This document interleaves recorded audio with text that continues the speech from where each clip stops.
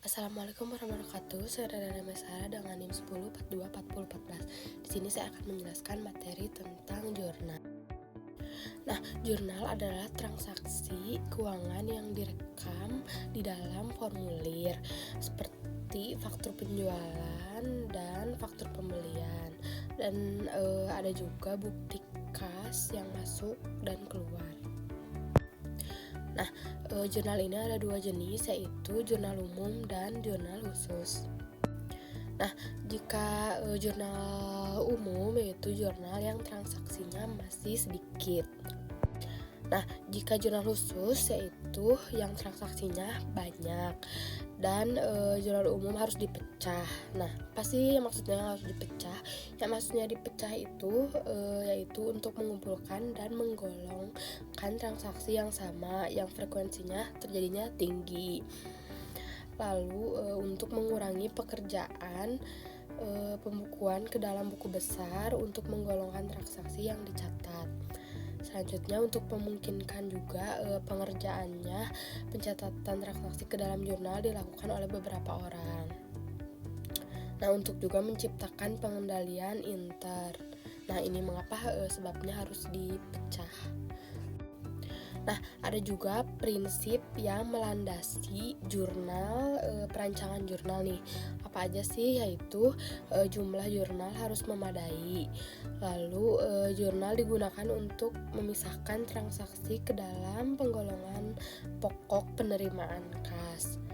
Lalu penggunaan jurnal dalam berkolom posting ke buku besar cukup satu kali saja. Lalu nama kolom dalam jurnal harus sesuai dengan nama rekening yang bersangkutan dalam buku besar.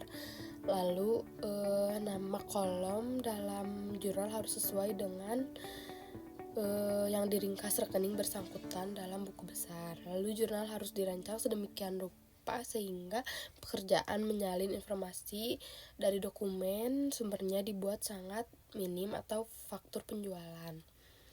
Lalu harus ditetapkan hubungan antara dokumen sumber tertentu dengan jurnal sehingga dipertanggungjawabkan dalam kebenaran informasi yang dapat ditentukan seperti jurnal penjualan, faktur dan bukti pengirimannya. Nah, ada juga langkah-langkah perancangan jurnal. Ada 3. Yang pertama, apa sih yang pertama itu? Studi terhadap karakteristik transaksi perusahaan yang transaksinya jurnal khusus yang frekuensinya rendah atau juga jurnal umum. Lalu yang kedua ada pembuatan jurnal standar, yaitu pelajari ciri khas transaksi untuk menentukan rekening buku besar. Buat jurnal standar untuk transaksi yang frekuensinya tinggi. Lalu yang terakhir ada perancangan jurnal, yaitu jurnal standar digunakan untuk menentukan kolom-kolom dalam jurnal khusus sesuai tingginya konsekuensi atau frekuensi transaksi yang didebit atau dikredit.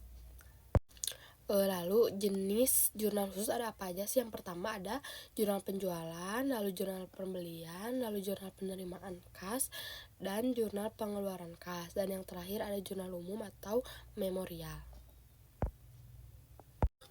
Nah, ada juga metode pencatatan data ke dalam jurnal. Yang pertama, informasi dalam dokumen sumber disalin dalam jurnal menggunakan tangan atau tulis tangan. Lalu informasi dalam dokumen sumber disalin dalam jurnal menggunakan mesin pembukuan.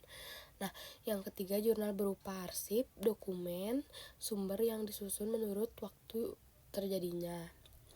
Lalu yang terakhir yang keempat dokumen sumber dimasukkan ke dalam komputer.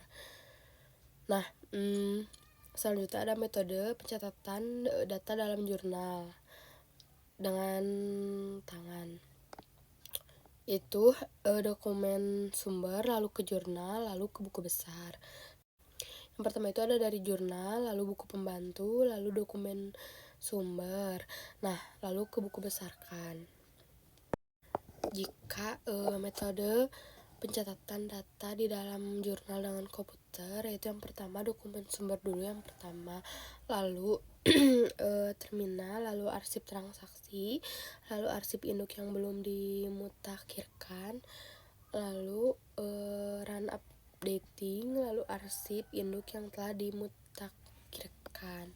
Sekian, itulah proses jurnal yang saya jelaskan. Sekian dari saya. Wassalamualaikum warahmatullahi wabarakatuh.